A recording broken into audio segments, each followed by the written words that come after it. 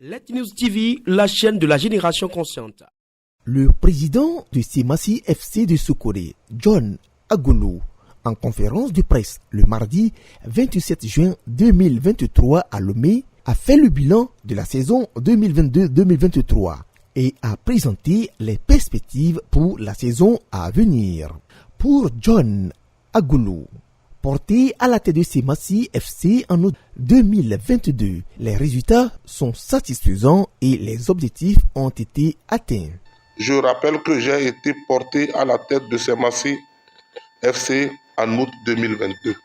La saison 2022-2023 aura été pour nous une belle satisfaction en termes de résultats sportifs. En effet, terminer 6e au classement général au soir de la 30e journée, nous avons à un petit doigt près atteint les objectifs fixés pour la saison, notamment finir dans les top 5. Notre ambition était de reconstruire le club. Et pour reconstruire un club, il faut du temps, beaucoup de patience, identifier les meilleures ressources humaines, les partenaires et asseoir une très bonne organisation managériale. Vu les conditions dans lesquelles ces résultats ont été obtenus, nous ne pouvons que nous en satisfaire.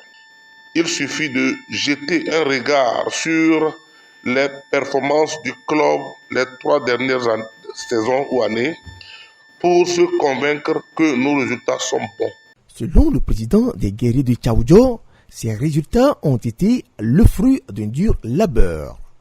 Ces résultats ont été obtenus au prix de nombreux sacrifices, car en réalité, nous avons été portés à la tête de Semassi FC in extremis à la veille du championnat, au moment où le club était dans un état de délabrement, absent du staff technique, absent des joueurs, compte bancaire vide, bref, dans un moment critique de la vie du club.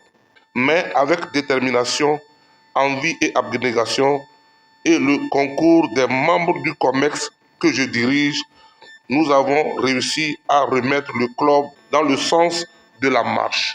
Nos débuts n'ont pas du tout été faciles, car tout était urgence.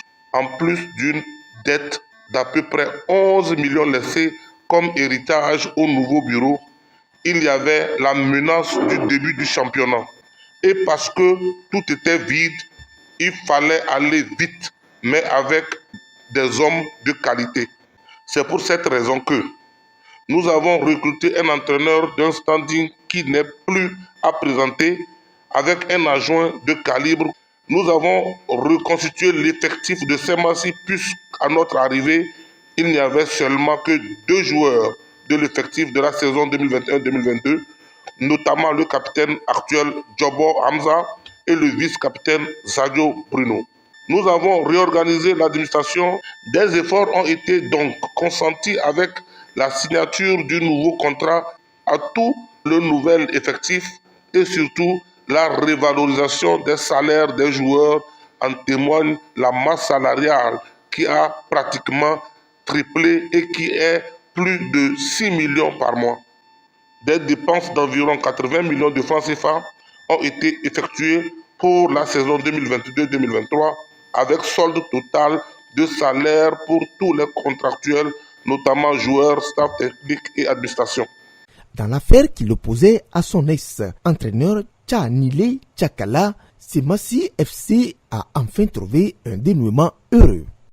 Nous avons été amenés à nous séparer de notre entraîneur Tchanile Tchakala à 6 journées de la fin du championnat.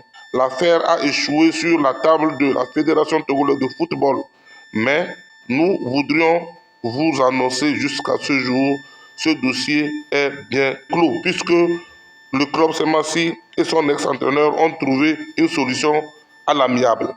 Une fusion est-elle possible entre Semassi FC et Unisport dans les jours à venir? Il nous est demandé à nous, à Tchaoudjo, d'aller vers la fusion de nos 2 clubs qui évoluent actuellement en D1, notamment Semassi FC et Unisport. Pour ce faire, un seul club devant postuler pour la ligue professionnelle.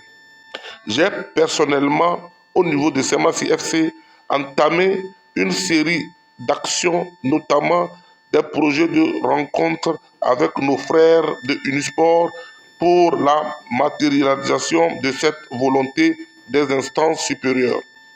Je ne peux vous dire les nombreuses tentatives de rencontres entre nous, dirigeants de Semassi FC et Unisport d'une part, et entre les cadres d'autre part. Mais au vu de la lenteur avec laquelle le processus est mené et aux égards à certaines formes de réticence qui ne disent pas leur nom, je pense qu'il faille, malgré ma casquette du président de Semassi, que je me mette en retrait vis-à-vis de ce projet de fusion et ainsi laisser la Ligue régionale de football du centre prendre ses responsabilités. Le président des guerriers du Tchaoudjo, John Agolou, ne compte plus rester à la tête de ce club.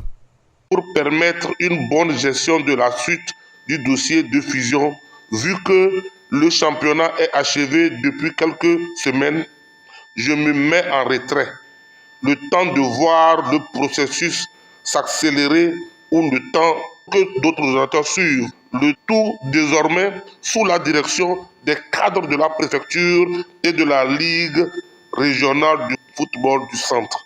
Je reste tout de même toujours disponible si le congrès de la fusion ou si la communauté ainsi que les supporters décidaient de me faire appel ou estiment que je peux toujours présider à la destinée du nouveau bébé qui arrive. Let News TV, la chaîne de la génération consciente.